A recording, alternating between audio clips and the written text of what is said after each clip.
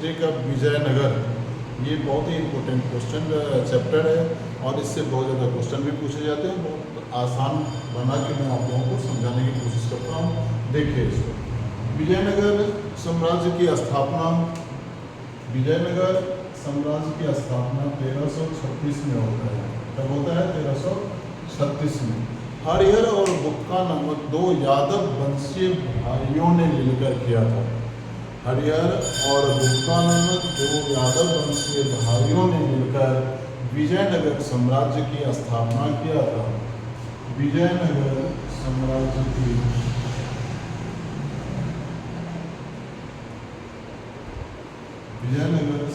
की स्थापना किया था। विजयनगर साम्राज्य की स्थापना से पहले हरिहर और बुक्का दोनों वारंगल के राजा प्रतापरुद्र सेन के यहाँ नौकरी कर रहे थे, लेकिन मोहम्मद बिन तुगलक द्वारा उनको प्रतापरुद्र सेन को जब हरा दिया गया तो इन दोनों भाइयों की वीरता से प्रभावित होकर उन्होंने हरिहर और बुक्का को मृत्युदंड न देते हुए बल्कि अपना सैनिक प्रमुख नियुक्त कर देते हैं। और जब दक्षिण के प्रांतों में कि इस तरह की जब अराजकता फैलती है तो उन्होंने वहाँ इन दोनों भाइयों को राज्य का अपना नेतृत्वकर्ता बनाकर भेजते हैं। किसको? हरिहर और बुक्का को। और वहीं से हरिहर और बुक्का तुंगभद्रा नदी के किनारे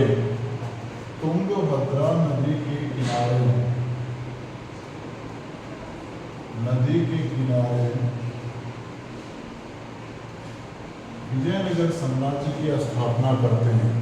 विजयनगर साम्राज्य के नामकरण के पीछे दो उल्लेख आता है। पहला आता है कि ये जीता हुआ प्रदेश था जिसको हरिहर और बुक्का ने अपने बाहुबल से जीता हुआ था, इसीलिए इसका नाम विजयनगर रखा। दूसरा तर्क यह आता है इतिहासकारों का कि नहीं, जब मोहम्मद बिन तुगलक द्वारा हरिहर और बुक्का को इस्लाम धर्म में शामिल कर लिया गया था और ये पुनः जब विजयनगर साम्राज्य की स्थापना करते हैं तो पुनः हिंदू धर्म को अपनाते हैं। और उस हिंदू धर्म को अपनाने के लिए इनका एक धार्मिक गुरु होते हैं जिनका नाम था विजयरण्य जी, विद्यारण्य। और उसी विद्यारण्य के नाम पर इन्होंने विद्यानगर न रख के विजयनगर अपने साम्राज्य के नाम रखते हैं, नामकरण करते हैं। और यहीं से इन दोनों भाइयों ने विजयनगर साम्राज्य को आगे बढ़ाना शुरू करते हैं। विजयनगर अपने खास पहचानों से जानी जाती है। इसके पीछे बहुत सारे कारण हैं। सबसे पहला कारण कि यहाँ पर जितने शासक हुए सभी कहीं न कहीं ये मानते रहे, एक धार्मिक प्रवृत्ति के शासक हुए जिनका मानना था कि हमें ये राज सत्ता अपने प्रभुत्व से नहीं, अपने बाहुबल से नहीं, बल्कि अपने इष्टदेव की कृपा से प्राप्त हुआ है। इसीलिए वो अपने इष्टदेव, अपने पूज्य का मंदिर अवश्य बनवाते थे, जो विजयनगर साम्राज्य की पहचान का केंद्र बिंदु भी बन गया था। जो दक्षिण और पश्चिम प्रांत में 50 से 60 मंदिर का अवशेष प्राप्त हुआ, जो वहाँ पर शाही केंद्र का पहचान भी माना गया। क्लियर? यहाँ पर हम लोग ऐसे भी देखते हैं कि विजयनगर में हजाराम मंदिर भी था। विजयनगर की राजधानी हम्पी रखी गई थी। हम्पी, इसका भी विशेष अर्थ है। हम्पी सबसे पहला तो विजयनगर के मध्य में थी।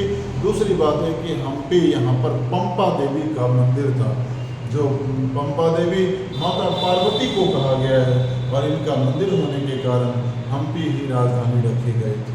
समझ में आया? कोई दिक्कत? अब यहाँ पर आता है विट्ठल मंदिर। यहाँ पर बहुत सारे तथ्यों का उल्लेख आता है। विट्ठल मंदिर बहुत बड़े प्रांत क्षेत्रों में बसा हुआ था और बहुत बड़ा मंदिर था। इसके प्रांगण में जो एक सूर्य के रथ बने हुए थे जिसका चक्का अभी भी घूमता है। ऐसा माना जाता है कि ये बहुत ही विशेष कलाकारी से बनाया गया होगा। जहाँ पर एक मंदिर के मध्य में एक स्तंभ सा बना हुआ था और जिस पर 2,500 से 3,000 दिए बने हुए थे। ऐसा माना जाता है कि रात्रि के समय इन्हीं दियों के माध्यम से मंदिर में प्रकाश किया जाता रहा होगा। और इस तरह से ये विट्ठल मंदिर और विरूपाक्ष मंदिर बहुत ही विस्तृत क्षेत्रों में फैला हुआ था। विजयनगर के मुख्य द्वार से लेकर और हम्पी तक विरूपाक्ष मंदिर फैला हुआ था। समझ में आ गया आप लोगों को। और यहाँ पर जो हम विशेष आकर्षण का ये केंद्र बिंदु के रूप में देखते हैं तो हाथी गुफा, मतलब बहुत बढ़िया बढ़िया कलाकारी की गई थी। यहाँ के शासकों का ये भी मानना था कि हम तो नहीं रह पाएंगे, लेकिन हमारा ये वस्तु स्थापत्य कला ये हमारी धरोहर रहेगी और हमारी पहचान रहेगी। इसीलिए अपने अपने इष्टदेव के मंदिर के साथ साथ विशेष आकर्षण के केंद्र बिंदु के रूप में स्थापत्य कला का भी बहुत ज़्यादा विकास किया हुआ था। क्लियर। यहाँ पर सबसे प्रभावशाली शासक के रूप में अगर माना जाए तो कृष्णदेव राय का भी आता है। कृष्णदेव राय के समय में बहुत ज़्यादा ये तुलुक वंश से संबंधित थे।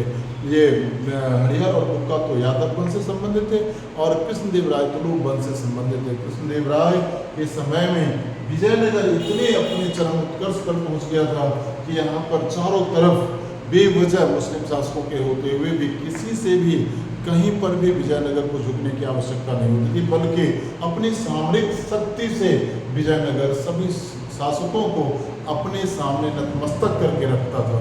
और कहीं न कहीं कृष्णदेव राय के समय में बड़ी हुई भूमिका ही विजयनगर के पतन का भी प्रमुख कारण हो गया। ठीक है। विजयनगर की सैनिक व्यवस्था हम अगर देखें तो यहाँ पर भी 6 तरह के सैनिक थे।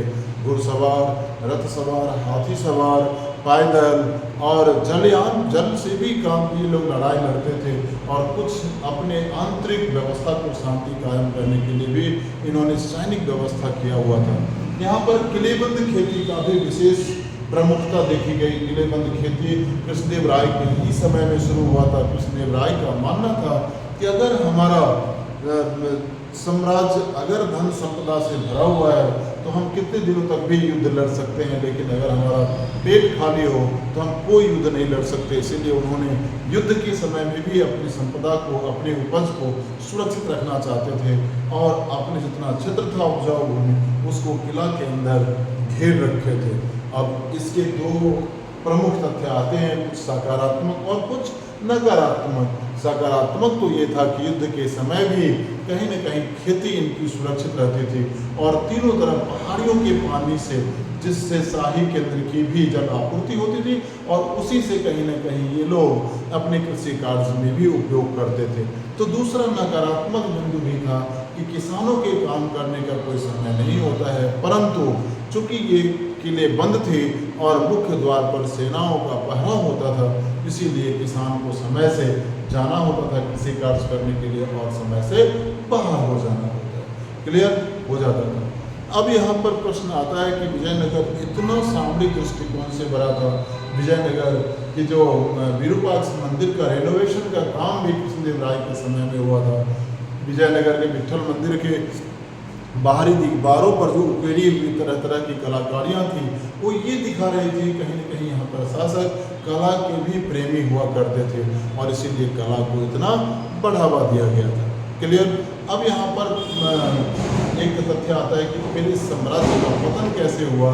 तो रामा राय के समय में तालीकोटा का युद्ध होता है। कौन सा? 1565 में तालीकोटा का युद्ध होता है। 1565 तालीकोटा युद्ध, कोटा युद्ध होता है और यहाँ पर रामा राय के साथ जो तीनों तरफ से इनके जितने भी प्रतिद्वंदी थे वो प्रतिद्वंदियों के द्वारा युद्ध किया जाता है और यहाँ पर इस युद्ध को राक्षसी तांगड़ी का भी नाम दिया गया। क्या नाम दिया गया? राक्षसी तांगड़ी।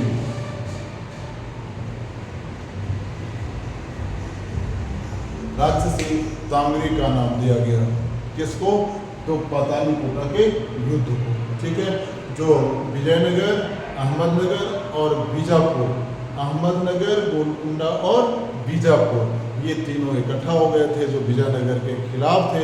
और यहाँ पर एक बात और थी कि अहमदनगर और विजयनगर के बीच हमेशा युद्ध हुआ करती थी, क्योंकि इसके भी प्रमुख कारण थे कि गोलकुंडा में हीरे की खान थी जिस पर विजयनगर अपना नियंत्रण चाहता था और कृष्णा और तुंगभद्रा नदी के किनारे जो बीच का क्षेत्र था वो बहुत उपजाऊ के दृष्टिकोण से प्रभावित था जिस पर विजयनगर अपना नियंत्रण चाहता था और इसीलिए कहीं न कहीं विजयनगर और अहमदनगर के बीच हमेशा युद्ध होते रहता था। जब तक विजयनगर अपनी शक्ति में संपन्न रहा, जब तक कृष्णदेव राय का शासन रहा, तब तक तो विजयनगर का क्षेत्र चारों तरफ से विकसित हो गया। लेकिन जैसे ही कृष्णदेव राय की मृत्यु के बाद विजयनगर के प्रभाव थोड़ा सा कम होने लगा और रामाराय के समय में आते आते गोलकुंडा, बीजापुर और अहमदनगर तीनों मिलकर विजयनगर पर आक्रमण करते हैं और तालीकोटा का युद्ध होता है 1565, जिसको राक्षसी टांगरी के नाम से जाना गया। ऐसा कहा जाता है कि यहाँ पर किसी को नहीं छोड़ा गया, बल्कि राक्षसी टांगरी के युद्ध के साथ ही विजयनगर साम्राज्य का पतन हो गया। क्लियर? Thank you.